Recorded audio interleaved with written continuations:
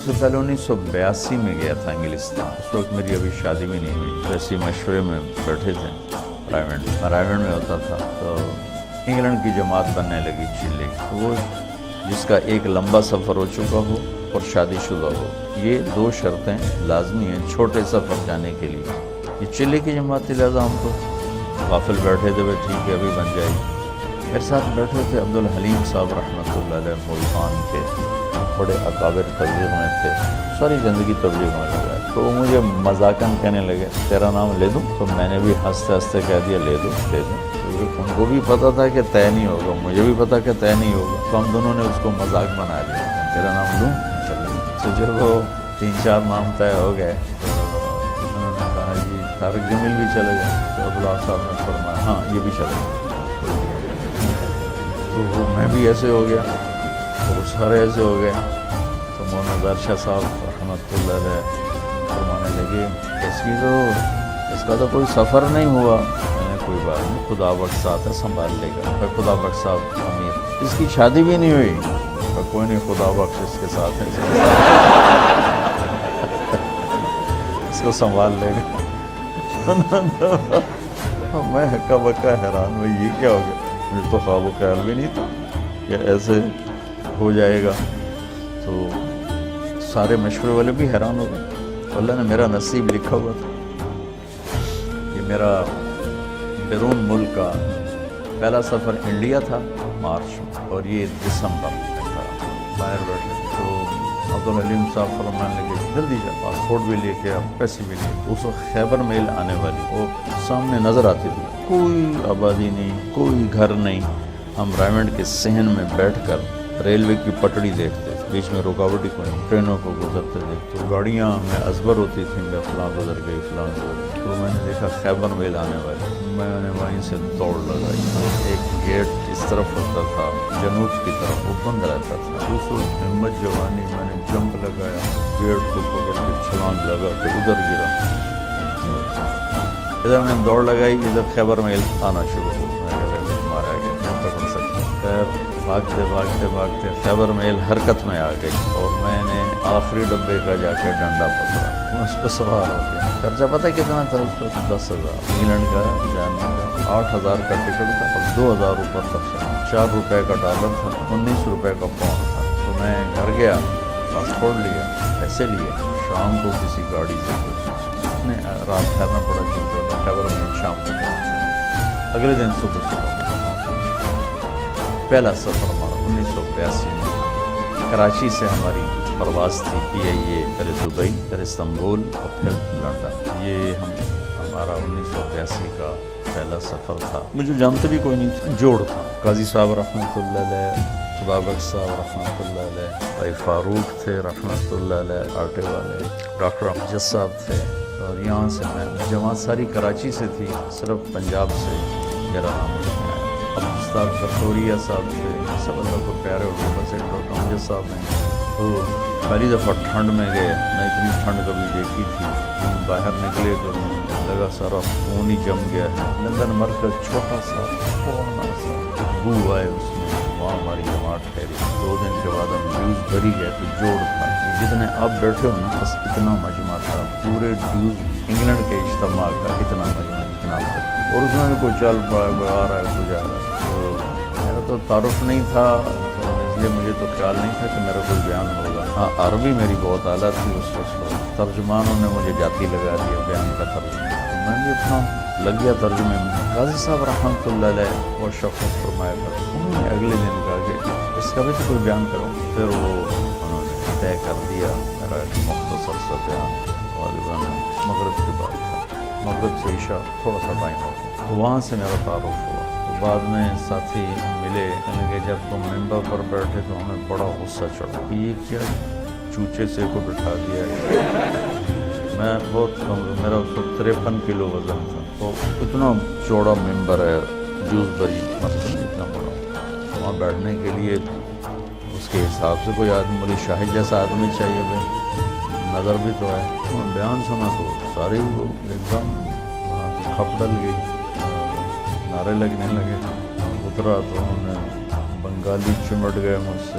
تو ہم نے وہاں 40 سینٹ اس وقت کچھ اور نیا نیا پڑھا ہوا تھا، میرا ہر بیان دوسرے سے مختلف ہوتا تھا، ہر بیان ایک دوسرے سے نہیں ملتا، علمی ذوق تھا، دعوتی مزاج غالب نہیں تھا، علمی مزاج غالب تھا۔ تو میں نے کوئی 80 بیان کیے، سب ایک مختلف ایک دوسرے سے نہیں ملتا، اتنا مجھے یاد ہے، کیا کیے وہ یاد ہے۔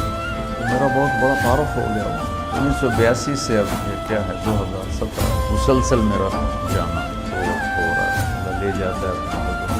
گلاسگو میں پہلا بیان تھا میرا 1982، تو 50 سال میں ٹوٹل بیٹھا، اور میں نے بیان کتنا کیا 3 گھنٹے بیان کیا 50 سال۔ ابھی گلاسگو میں گیا ہوں تو ان کی جامع مسجد میں کوئی 7-8 ہزار کی گنجائش ہے، بیسمنٹ، ہال، پھر اوپر گیلری، پھر دائیں بائیں کمرے، تو کسی جگہ کھڑے ہونے کی جگہ نہیں تھی، کسی ایسے بھر اوپر عورتیں بھری ہوئی مرد، اور سب تمہاری طرح نوجوان، سب نوجوان۔ لندن مرکز میں بیان ہوا، بہت بڑا مجمع کھڑے ہو کے سن رہا تھا، بیٹھنے کی جگہ تھی۔ بلیک برن مرکز میں بیان ہوا، بہت بڑا مجمع کھڑے ہو کے سن رہا تھا۔ اور بلیک برن میں میں نے کوئی 2.5 گھنٹے بیان کیا، کھڑے رہے، ایک میں نہیں بیٹھا۔ وہاں گلاسگو میں بھی ایسے ہی دیکھا، جن کو نیچے بیسمنٹ میں جگہ مل رہی وہ نیچے نہیں جائے، وہ دروازے میں کھڑے ہو کے بس دیکھنا چاہتے ہیں۔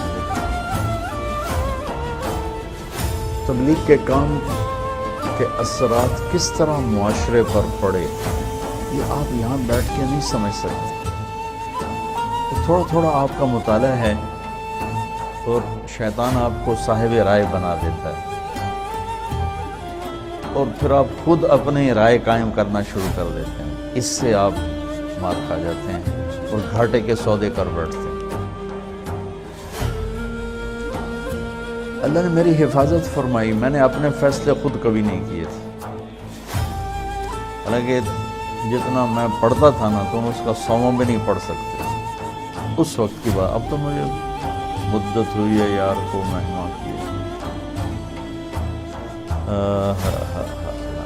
ماں ہر چہ خاندائیں فراموش کر رہے بھول بھلائیاں، لیکن میں 1 منٹ میرا خالی نہیں ہوتا تھا، کھانا، سونا، نماز، وضو، 3-4 کام ایسے ہیں جس میں اور کوئی کام ہو نہیں سکتا۔ اس کے علاوہ میرا 1 منٹ بھی کتاب سے خالی نہیں ہوتا، 1 منٹ اس طرح پڑھتا۔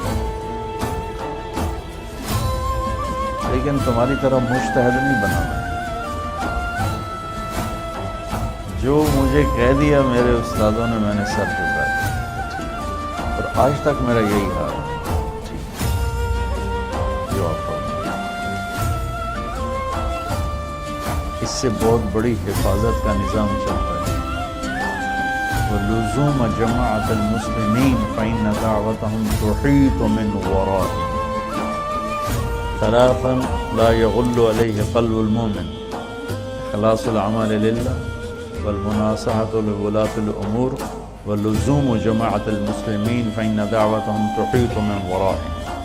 اجتماعی نظام کے ساتھ کٹھے چلنے سے ان کی دعائیں تمہیں اپنے گھیرے میں لے لیتی ہیں، تو تم غلط فیصلوں سے بچ جاتے ہو، غلط چلنے سے بچ جاتے ہو۔ جو میں دیکھ کے آتا ہوں وہ آپ کو بتانے کی کوشش کرتا ہوں، تاکہ آپ اندر سے تبلیغ کے کام کریں، ہماری ترجیحات میں تبلیغ۔ واللہ واللہ واللہ مدرسوں کی اب ضرورت کوئی نہیں، جتنے ہیں بہت کافی ہیں۔ یہ کیوں بنائے ہیں؟ جس رخ سے میں سوچ رہا ہوں اس لحاظ سے اتنا قحط ہے کہ اندھیرا چھایا ہو، ایسی نسل علماء کی جو ایک ریڑھی والے کے بھی پاؤں پکڑ کے اسے اللہ کے ماننے کے لیے تیار کریں، یہ مجموعہ جنہیں گرے سے گرے پڑے تک کو بھی اللہ کی بات پہنچانے میں آر محسوس نہ ہو، یہ کوئی نہیں۔ میں چاہتا ہوں تم ایسے بن جاؤ۔